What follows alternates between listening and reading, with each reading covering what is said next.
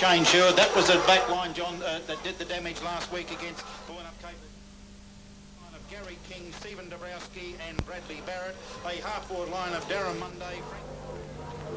A full forward line of Paul Barrett, Ashley Cook and Paul Moises. The first ruck will be Alan Fontana, Stephen Gray and the little rover Michael Barrett. And onto the interchange comes Damien Port, who I think will be playing under an injury cloud, there's no doubt about that, and Jim Wilson. For his thoughts and impressions, the way that he will see this game go for the grand final of 1991, here is Peter Betty. Yes, Peter, what a great game it should be. I believe there will be a few changes. I can't see Rob Davison playing centre-half forward. He was reported he had 3 weeks suspension. He come back for 1 week. They won one game, then he goes out for 2 and he comes back. So he's really played 2 games in 5.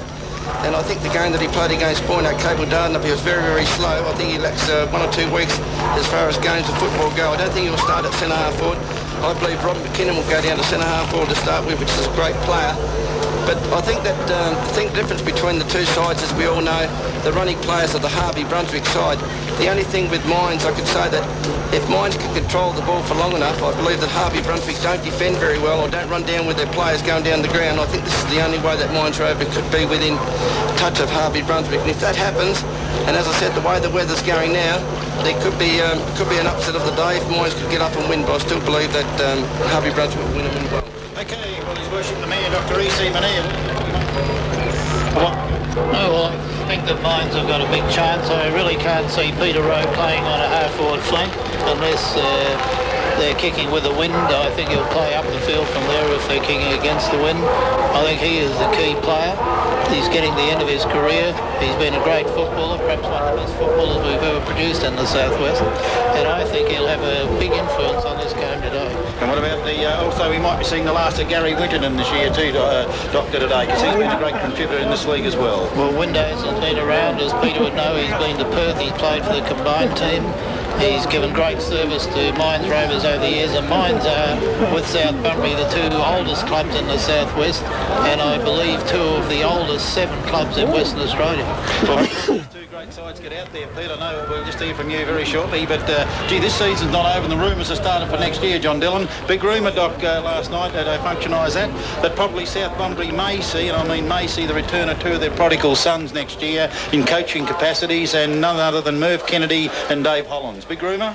Well, I know that they've applied, and I think there are 5 or 6 others also applied, and Peter Hodel again may be an applicant as well. There we have it. Well, Peter Betty, you're going to make a comment?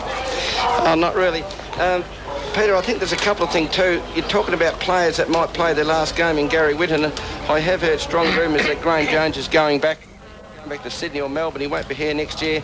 I believe Hutchinson's another player.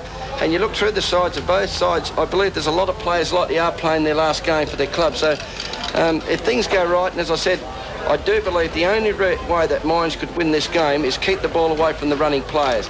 And if they do...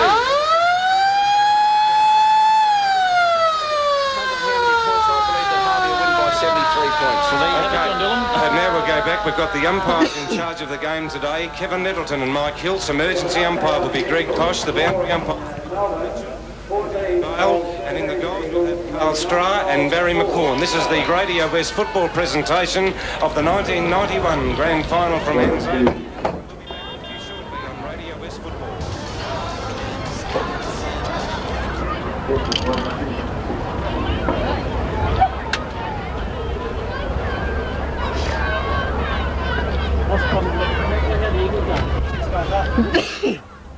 Personal best time and also broke her own state record, a time of 74.45. So Karen Robbins setting a new personal best and breaking her own state record running at the State Half Marathon in Perth today.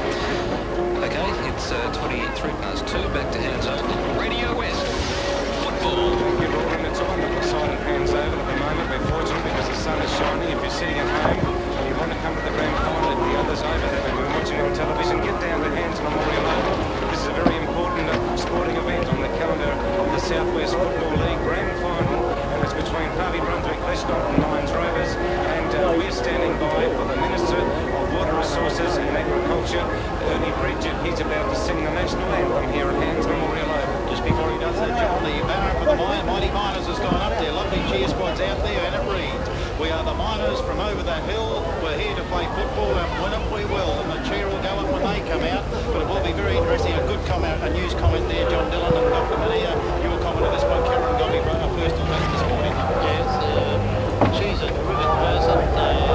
You couldn't wish to meet a nicer person, and someone to have a few kids and then come out and start running. I suppose you feel like you should take it up too, Peter. I think it's beyond me, but I think Peter May, I'm just looking at I'm just saying that Johnny Dillon there, what a contrast we got. Peter here, of course, the football coach, and Dr. Rudy Manea alongside him. When they got to the area, if there's any trouble in the moment, let's go through the people that have made it possible for football throughout the season of 1991. And may I add, Peter Elson, I'd like to acknowledge the newspapers, being the Southwestern Times, the Listener Reporter, the Bunbury Mail, your own sports program that you do on Saturday morning, and Radio West for the way that this grand final has been promoted. I believe that they are all to be congratulated, and it's been excellent and well promoted by all people concerned. And well done, Des McNeil from the Southwest League. Yes, they've done an excellent job, and of course promotion's what the game's all about, and this is certainly building up here now as the momentum builds before the sides run on the ground. You're quite right, John, in acknowledging all our media. We're very fortunate in this league having a heavy exposure of media. Yes, and let's thank our good people that have sponsored the Brunswick Liquor and Food Lane. Thank you to Peter Monacle for sponsoring our goal of the day. That's on again today. I'd like to thank Charlie Dacquey's Pasta Vino Restaurant for the mark of the day. On again today. Would like to thank GAG Engineering for sponsoring our Radio West Footballer of the Year award. Out come Mines Rovers as they run through that banner, and they're on the ground as they run out for the 1991 Grand Final. And also we would like to thank Adco Hardware. They'll be keeping us informed with the scoreboard throughout the afternoon today. And I'd like to thank Bunbury Installation for our football roundup that has been presented throughout the season of 1991. We'll quickly go back to Rawdon Green in the studios of Radio West just briefly, and we'll be right back with more of the action on Radio West.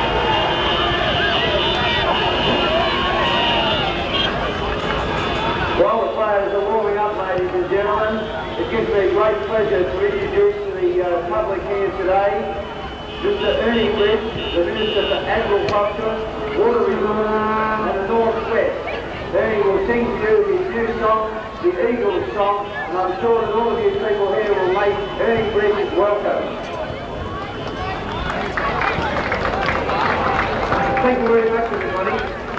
I'd like to do the Eagles song for you as a tribute, of course, to their outstanding performances throughout the season, and they're doing well currently in Melbourne today. They are the West Coast Eagles. They like to lead the way. The mighty West Coast Eagles, pride of WA. They feed and they wail and happy on the wing. To those Woodson and McKenna and Shirley these things. They stand the conscious to Stevie and Coach Michael Alt.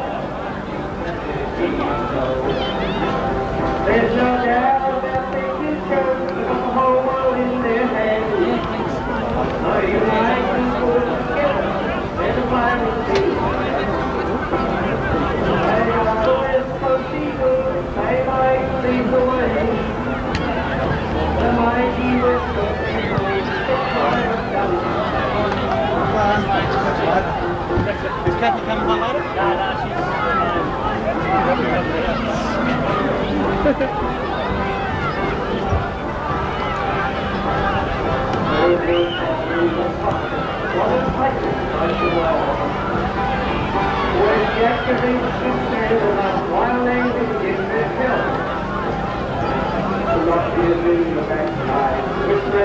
time. And the cheerer something early in Sandy's bend.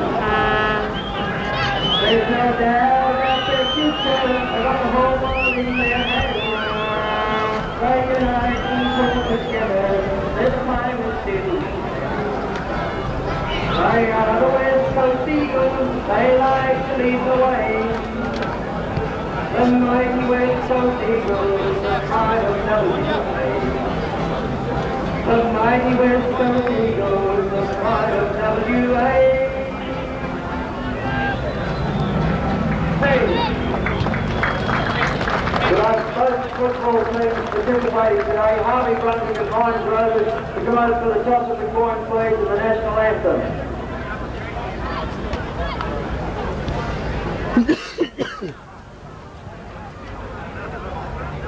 Grand final premiership side, and the awards down here, Peter Elson, have been absolutely tremendous for a country league throughout Australia. Well, yeah, John, and I'd just like to make mention here for giving pats on back to pat your back for getting around and steering a lot of these awards up, because a week into the finals we're in a bit of bother about that, and well done to yourself. And by gee, we certainly have to have it. They want to be rewarded, footballs, and so they should. But Dr. Mania, a very quick comment from you. How would you like to see a crowd like this here every second Saturday? I'd be very pleased. Obviously, you know my feelings on that. Peter, I'd just like to comment on the fact that Kevin Middleton is doing the umpiring.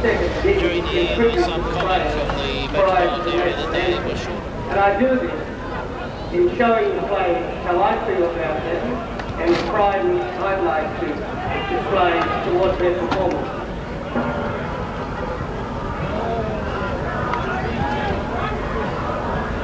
And I'd like to join with These sides lining up now for the national anthem, and Dr. Mania, just briefly, have you seen much of Sydney Jackson lately? Well, it's funny you ask, because they ran us on Friday. Knew it was the grand final. Wanted to know if the South team was in, and sent a message to them, and yeah, he's still full of fire. He's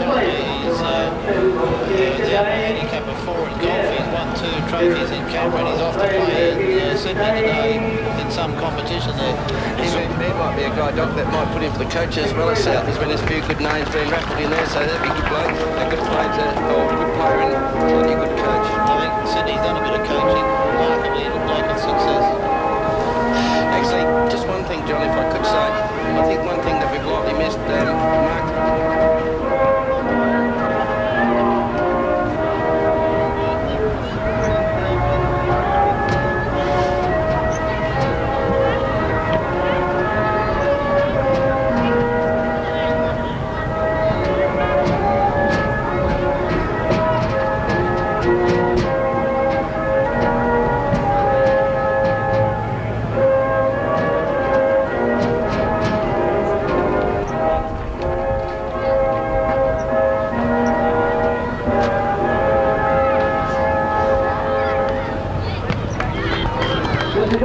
Will now toss the coin for the respective captains.